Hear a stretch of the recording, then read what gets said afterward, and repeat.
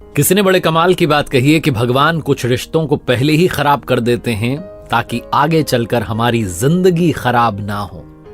नमस्ते, मैं हूं आरजे कार्तिक। एक बड़ी छोटी सी कहानी सुनाता हूं एक बिजनेसमैन की, जिनको बिजनेस में बड़ा घाटा हुआ, लॉस हुआ, तो दौड़े भागे एक महात्मा जी के पास पहुंचे और जाकर के महात्मा जी से कहने लगे कि महात्मा जी, मेरे बिजनेस में बड़ा घाटा हो रहा है। महात्मा जी उन्हें देखते ही पहचान गए कि ये तो कभी कभी आता है। महात्मा जी कुछ बोले नहीं। वो बिजनेसमैन अपना दुख सुनाते जा रहे थे, उनकी आंखों में आंसू आ गए थे कि बड़ा घाटा हो रहा है, मैं समझ नहीं पा रहा हूं क्या करूं।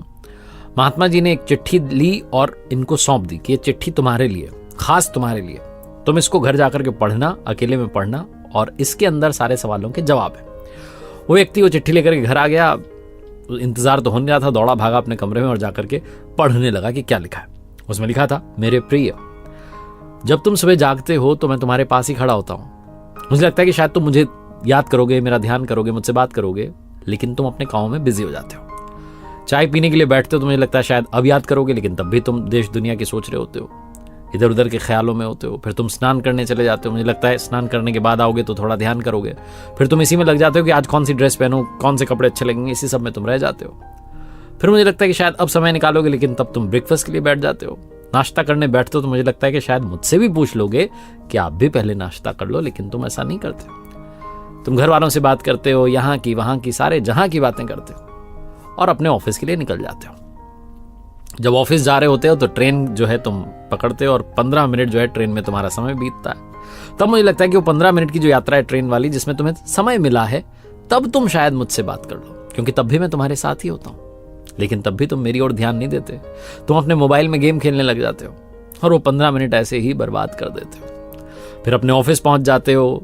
ऑफिस में मुझे पता है कि तुम बिजी रहते हो, लेकिन वहां भी तुम अपने लिए 15 मिनट और निकालते हो, जिसे तुम मी टाइम कहते हो, जिसमें सिर्फ तुम अपने लिए समय बिताते हो। लेकिन तब भी तुम अपने चैम्बर में बैठ करके, अपने कैबिन में बैठ करके बस ख्यालों में डूबे रहते हो इधर उधर के। मेरे बारे में तो सोचते ही नहीं। जब तुम ऑफिस से शाम में रवाना होते हो तो मुझे लगता है कि शायद संध्या काल में तुम्हें मेरी याद आएगी, ध्यान करोगे, क्योंकि मैं तो तुम्हारे साथ उस समय भी होता हूं, लेकिन तब भी तुम मेरा ध्यान नहीं करते। घर आते हो तो मुझे लगता है कि शायद अब 2 मिनट 5 मिनट निकाल लोगे, लेकिन तब भी तुम बिजी रहते हो। डिनर करते हो, फैमिली के साथ टाइम स्पेंड करते हो, फिर टीवी चालू कर लेते हो और टीवी देखते देखते तुम्हें नींद आने लग जाती है। तुम आते हो अपने कमरे में, बीवी को, बच्चों को गुड नाइट बोलते हो और सोने चले जाते हो। मुझे लगता है कि सोने से पहले जो 2 मिनट नींद नहीं आती, उन विचारों में शायद तुम्हें मेरा विचार आ जाए। तुम मेरा ध्यान कर लो, मेरे बारे में सोच लो, कि पूछ लो कि कैसे हो, अपना हाल मुझे बता दो, लेकिन तब भी तुम मेरा ध्यान नहीं करते और मैं ऐसे ही प्रतीक्षा करता रह जाता हूं। मैं तुमसे बहुत सारा प्रेम करता हूं और प्रतीक्षा करता हूं कि कभी तो तुम्हें मेरी याद आएगी। तुम्हें याद आती है मेरी जब तुम्हारा कोई काम अटक जाता है, जब तुम्हें घाटा हो जाता है, जब तुम्हारा नुकसान हो जाता है, तो आते हो तुम दौड़े भागे मेरे पास कि अरे देख लो, लेकिन तब भी तुम आकर के सिर्फ काम बताते हो और तुम्हारा ध्यान मेरी तरफ नहीं रहता। तुम्हारा ध्यान रहता है कि मेरा वो काम हो जाए, मेरा काम पूरा हो जाए, बस बात खत्म। तुम्हारी इच्छा रहती है वो काम पूरा हो जाए, तुम्हें मुझसे मिलने की कोई इच्छा नहीं रहती, लेकिन मैं इंतजार कर रहा होता हूं, प्रतीक्षा कर रहा होता हूं कि कभी तो तुम्हें मेरी याद आएगी और कभी तो तुम मेरे पास आओगे, लेकिन तुम मेरे पास आते ही नहीं।